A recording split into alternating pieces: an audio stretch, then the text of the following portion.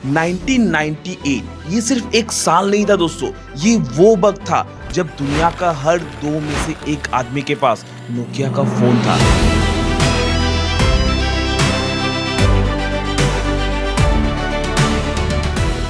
दोस्तों उस समय में नोकिया का मार्केट शेयर ऑलमोस्ट 40% था। 436 बिलियंस का फोन एक साल में मैन्युफैक्चर होने का रिकॉर्ड था नोकिया के पास। लेकिन दोस्तों 2013 आते आते ये जायंट घुटनों पे आ गया और 7.2 बिलियन डॉलर्स में बिक गया। स्टॉक ऑलमोस्ट 90% क्रैश हो चुका था और मार्केट शेयर सिर्फ 3% बच गया था, और ये सब सिर्फ 5 साल में हुआ था।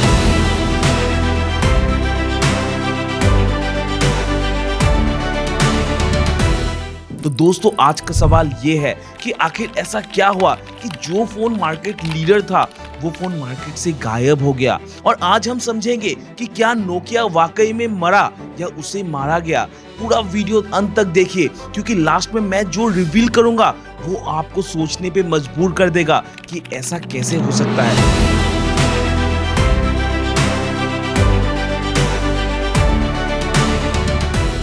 तो स्वागत है आपका ज्ञानदीप के एक नए ज्ञान भरे एपिसोड में। चैनल को सब्सक्राइब कर दीजिए ताकि आपको ऐसे डिटेल ज्ञान भरे एनालिसिस मिलते रहे।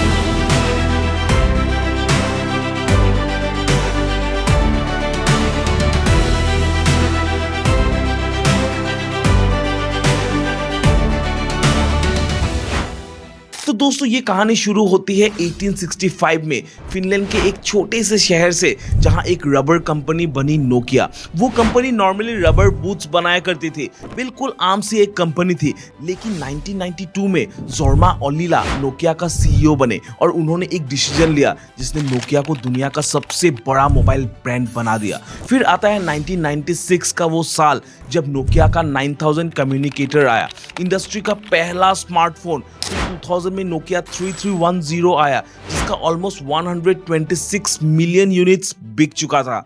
और 2007 तक नोकिया ने अपना खुद का ऑपरेटिंग सिस्टम लॉन्च कर दिया जिसका नाम था सिम्बियन, जो कि दुनिया का सबसे ज्यादा यूज होने वाला मोबाइल ऑपरेटिंग सिस्टम था उस समय का। दोस्तों उस एरा में नोकिया के पास पावर था, रिस्पेक्ट था, पूरी दुनिया में उनका नाम चलता था। लेकिन जब आप इतने आगे हो तो आपको लगता है कि आपको कोई टच नहीं कर सकता, और यही सोच सबसे बड़ा दुश्मन बन गया नोकिया का। फिर उसी साल 2007 में स्टीव जॉब्स स्टेज पे आए, पब्लिक के बीच एक फोन दिखाया, ना कीवर्ड, फुल टच स्क्रीन। पूरी दुनिया दोस्तों रुक सी गई उस पल में, मानो पूरी दुनिया को लगा कि ये कोई चमत्कार हो रहा है, उन्होंने एक चमत्कार देख लिया हो। लेकिन नोकिया के हेडक्वार्टर्स में लोग बोलने लगे कि ये एक फ्लॉप सा प्रोडक्ट है, इसका बैटरी खराब है, हमारा N95 काफी बेहतर है। दोस्तों वो गलती नोकिया की इतनी भारी पड़ी कि 2008 में आईफोन ने 11 मिलियन फोन सेल कर दिए, 2009 में 20 मिलियन, और 2010 आते आते सेल बढ़ के ऑलमोस्ट 40 मिलियन तक पहुंच गया। और दोस्तों नोकिया 2 फोन्स के बीच में फंस गया। पहला तो प्रीमियम सेगमेंट में आईफोन के बीच में, और बजट सेगमेंट में एंड्रॉइड के बीच में फंस के रह गया नोकिया। और सिम्बियन दोस्तों आहिस्ता आहिस्ता अंदर से खत्म हो रहा था। डेवलपर्स भाग रहे थे, इंजीनियर्स भाग रहे थे, क्योंकि उस समय सिम्बियन पे एक सिंपल सा ऐप बनाने में इतना मुश्किल होता था कि टेक्निकल स्टाफ उस कंपनी को छोड़ के भाग जाया करते थे। क्योंकि उस समय में एंड्रॉइड लॉन्च हो चुका था दोस्तों, जो कि एक इजी और कन्वीनियंट सा ओएस था जिसमें कॉम्प्लेक्स ऐप भी बहुत ही सिंपल कोडिंग से बनाया जा रहा था। फिर दोस्तों नोकिया एक और चीज में फंस गया, और वो था उनका पुराना बिजनेस मॉडल जिसमें उनके 12 मैनेजर्स हुआ करते थे, और अगर सिम्बियन में एक नया फीचर अपडेट करना होता था तो उन 12 मैनेजर्स से अप्रूवल मांगनी पड़ती थी। और दोस्तों जब तक अप्रूवल आता मार्केट आगे निकल चुका होता। अभी आप इसे अगर एक वर्ड में समझे तो नोकिया में ब्यूरोक्रेसी चल रहा था, और एप्पल में सिर्फ एक आदमी था, और वो था स्टीव जॉब्स, जिनका सिर्फ एक ही विजन था कि आईफोन को वर्ल्ड का बेस्ट फीचर्स प्रोवाइड करना। फिर दोस्तों 2010 में नोकिया का डूबती नैया संभालने के लिए एक नया आदमी को अपॉइंट किया जाता है एज ए सीईओ, जिसका नाम था स्टीफन इलॉप। और दोस्तों ये सीईओ सीधा माइक्रोसॉफ्ट से आया था एंड आते ही उन्होंने एक मेमो लिखा और वो मेमो सिर्फ एम्प्लॉयज के लिए था, लेकिन वो मेमो किसी तरीके से लीक हो गया दोस्तों। और उस एक मेमो ने नोकिया की कमर तोड़ के रख दी, क्योंकि मेमो का नाम ही था द बर्निंग प्लेटफॉर्म, जो कि इलॉप ने लिखा था, जिसमें उसने एक एग्जाम्पल के थ्रू समझाया कि सपोज एक आदमी नॉर्थ सी के एक ऑयल रीग पे काम करता है और रात को आग लग जाती है उस रीग पे। अब उसके पास दो ही रास्ते हैं, या तो वो प्लेटफॉर्म पे रहेगा रीग को बचाने के लिए और खुद जल जाएगा, या फिर 30 मीटर नीचे गहरे पानी में जंप करके वो अपने आप को बचा लेगा। और वो एग्जाम्पल के हिसाब से सिम्बियन ही वो बर्निंग प्लेटफॉर्म था दोस्तों। और ये नोट ने नोकिया को पब्लिकली कमजोर कर दिया। इन्वेस्टर्स पैनिक हो गए और नोकिया का स्टॉक धड़ाम से गिर गया। एम्प्लॉयज का मोरल टूट चुका था उस समय में दोस्तों। कंपनी एक ऐसे ट्रैक पे चलने लगी जो कभी भी ट्रैक से गिर सकती थी। फिर स्टीफन एलोप नोकिया का सीईओ होने के नाते एक डिसीजन लेते हैं कि वो अपने फोन्स में विंडोज का ऑपरेटिंग सिस्टम इंस्टॉल करेंगे, और इसी वजह से उन्हें माइक्रोसॉफ्ट की तरफ से